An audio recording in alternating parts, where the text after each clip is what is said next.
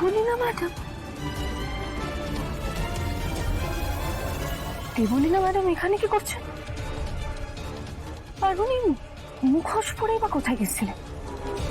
তবে কি দেবী মায়ের অপহরণ দেবলীনা ম্যাডামই করিয়েছে? একটু হলে ধরা পড়ে গেছিলাম, লাস্ট মোমেন্টে আমাকে মেঘা এসে রেস্কিউ করলো। যদি ইন্দ্রাণী গাঙ্গুলি জানতে পেরে যায় না যে আমি বাইরে বেরিয়ে এসেছি, তাহলে না না না না, এই যে একদম হতে দেওয়া যাবে না। আমাকে আবার অন্ধকারে দিন কাটাতে হবে না। কিন্তু আজকের পর হোপফুলি মেঘা ইন্দ্রাণী গাঙ্গুলির ভরসা আবার জিততে পারবে, আর তারপর আমরা আমাদের আসল চাল দেব। এখন এখান থেকে আমাকে অ্যাজ সুন এজ পসিবল পালাতে হবে। দেবলীনা ম্যাডাম পালিয়ে গেলেন? দেবী মা ঠিক আছেন তো? মা, কুসুম ফোন করছে। আমাকে দাও। ছোট সাহেব, দেবীমা কোথায়? আমি তোমার দেবীমাই বলছি। তুমি কেমন আছো কুসুম? কোথায় আছো? আমি চলে এসেছি দেবীমা, আমি আসছি আপনার কাছে। না না না কুসুম, তার কোনো প্রয়োজন নেই। আপনি ঠিক আছেন তো দেবীমা? একদম ঠিক আছে। আমাদের পরিবারের রক্ষা কবচ চলে এসেছে না শহরে, আর আমাদের কেউ কোনো ক্ষতি করতে পারবে না। তুমি বাইরে থাকো, আমরা এক্ষুনি বাইরে বেরোচ্ছি। তুমি আমার কথা শুনেছো ঠাকুর? আমার দেবী মায়ের কোনো ক্ষতি হতে দাওনি তো? চলো। হ্যাঁ মা, চল।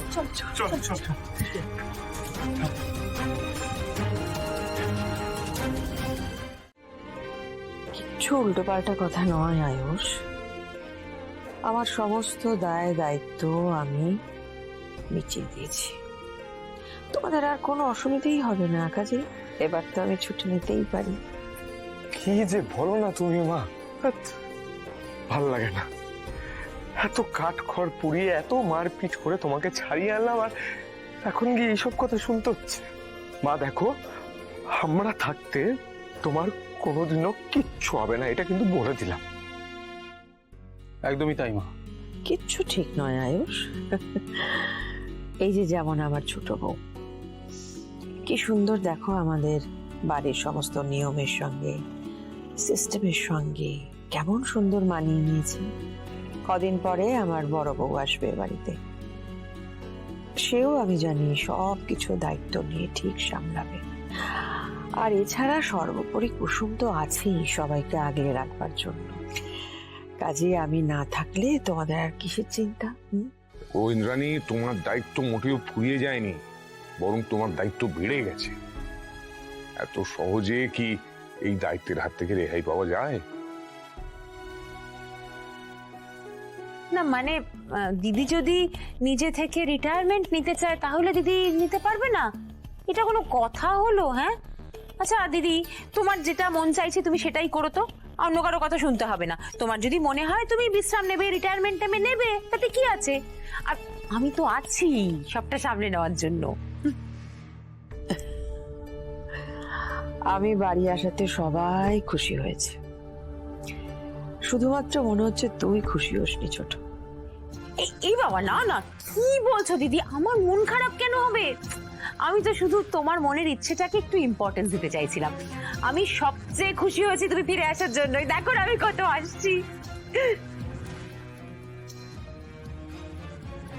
মা, এই ষড়যন্ত্রের পেছনে কে বা কারা ছিল সেটা জানার জন্য ইনভেস্টিগেটিং অফিসার অলরেডি খোঁজ করা শুরু করে দিয়েছে।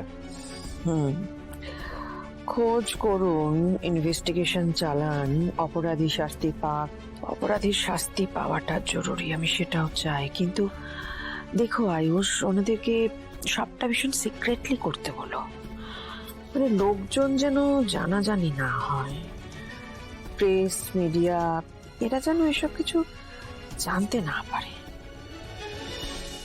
বৌদি, তুমি এই বিষয়টা নিয়ে একদম চিন্তা করো না, কারণ যিনি ইনভেস্টিগেটিং অফিসার তার সঙ্গে আমার পার্সোনালি কথা হয়েছে। তিনি আশ্বাস দিয়েছেন যে তিনি পুরো অপারেশনটা করবেন একদম সিক্রেটলি, আর যে আপডেটগুলো উনি পাবেন সেগুলো আমাদের দিতে থাকবেন সময় সময়।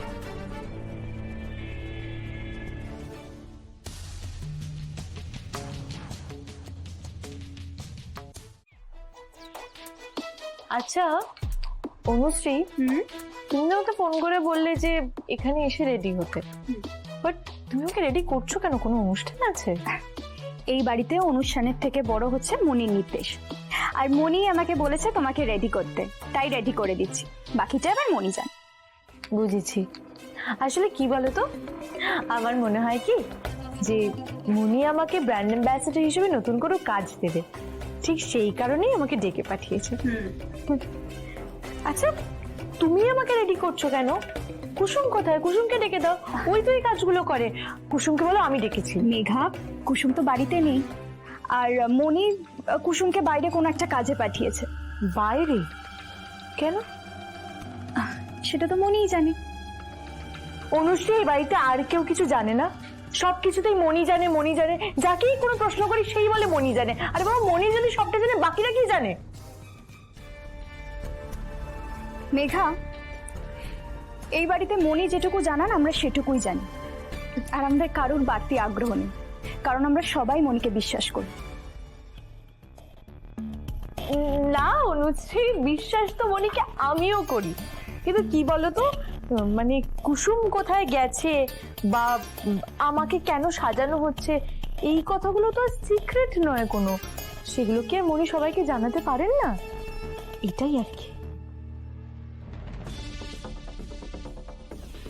চুলোয় যাক কুসুম, ওকে নিয়ে আমার একটুও মাথা ব্যথা নেই। তবে এখানে থাকলে তুমি দেখতে পেতে কুসুম যে আজ আমাকে আবার ব্র্যান্ড অ্যাম্বাসেডর হিসেবে রিপ্রেজেন্ট করা হবে।